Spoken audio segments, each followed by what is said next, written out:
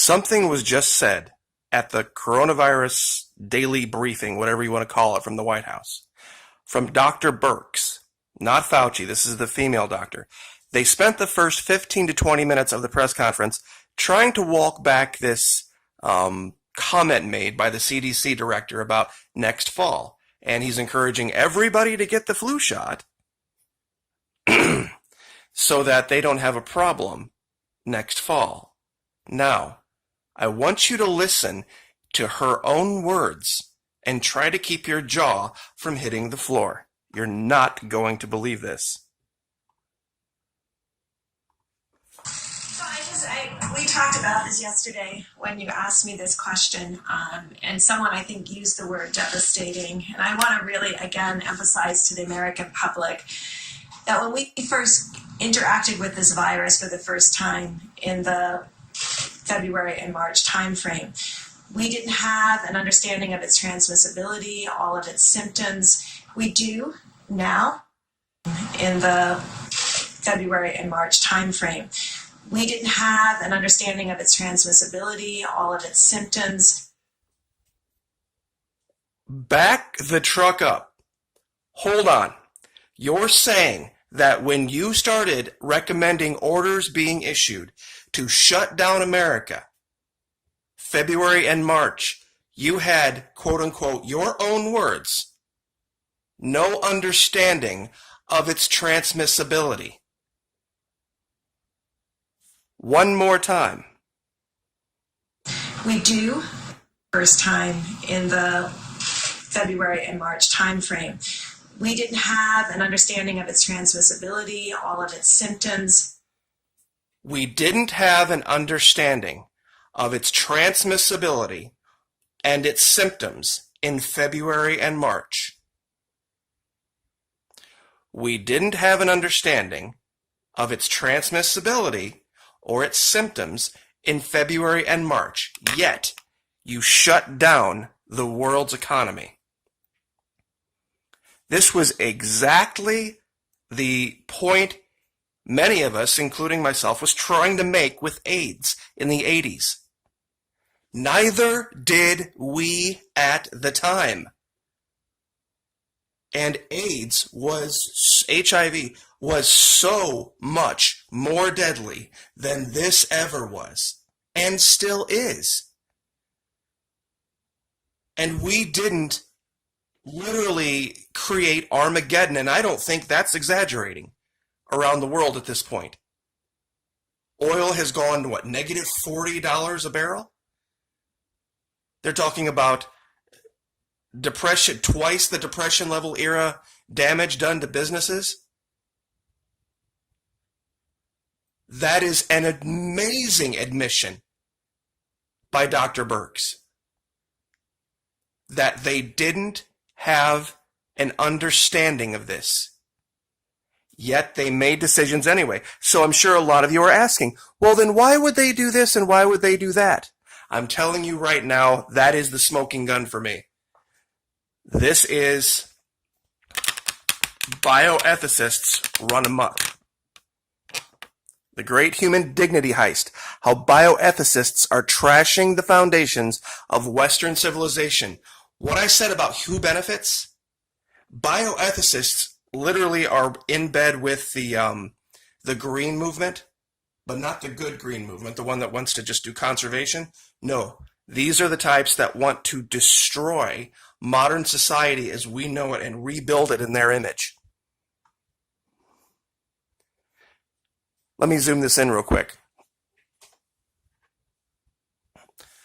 Arthur Caplan, the challenge is for bioethicists to position themselves to be on panels, boards, and other decision-making bodies where public policy positions will be established, where the exploding changes in healthcare that are now underway will be addressed. That is exactly what this is. Smoking gun now admitted. They didn't care. They didn't care about the transmissibility of this or the symptoms. They saw an opportunity and they jumped on it. And I have tried to be fair to the president. I really have in this because I think he's starting to get his mind back. But I think back in January and February, the man has an established issue with being a bit of a hypochondriac. This is not new for Mr. Trump. He's, washes his hands all the time. He's kind of a germaphobe. Maybe hypochondriac is a bit of a stretch, but a germaphobe for sure. So if somebody got in his ear and somebody took advantage of a weakness they already knew was there and made him believe there was a giant boogeyman that wasn't, that could have been the impetus for all of this.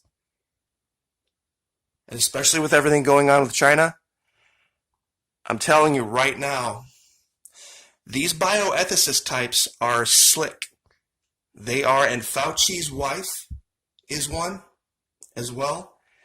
They are all over the place, and they have placed themselves in little positions of power here and there just to kind of nudge things one way or the other. And if you think I'm kidding about this, there's something even more frightening going on in New York. As if New York could get any more frightening, right?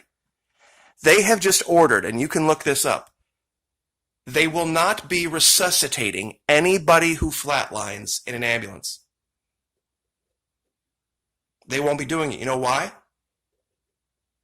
Because of the shortage of resources, of PPE, because of treating COVID-19. Now think about this for a minute. Basically, they are choosing who lives and who dies. This person codes over here. Oh, well, sorry about that. We're going to save the plastic. We're going to not waste the equipment to save that life, because who knows, that plastic could end up in the ocean. You see the connection? All of the pictures of the jellyfish swimming in the canals in Venice, the clean air, all of the reports about the drop in CO2 levels that you're seeing everybody, all the good things that have come out of this, while tens of millions of people are pretty much throwaway now. This is what's coming. These are the people who are in charge. These are the people who are pulling the strings behind all of the faces that you see. And it's not something I've seen referred to much here on YouTube. People talk about the generalized quote-unquote deep state. These people are way more deadly, because they have it in their minds that they believe some lives are more important than others. Truthfully, that's how they see the world. And they literally just admitted it on live TV, and nobody said a word. I can't believe that, because that press conference is still going on, and nobody asked her a question about that statement. Nobody said, wait a minute, you're saying in February and March you didn't have any concept of this, but you were telling everybody you knew exactly how that happened? They didn't understand symptoms or transmissibility in February and March. Those were her words. But yet they were making decisions. And now that not enough people are dying fast enough, apparently, for these people, they're going to start making more people die by not resuscitating them. Those of you that have talked about the Georgia Guidestones and depopulation and all this, I think you were half right. You see, there's not going to be bodies stacked like cordwood. There's not going to be this giant apocalyptic event. It's going to happen in back rooms. It's going to happen quietly while they maintain the illusion of normalcy and the almighty grail of public health.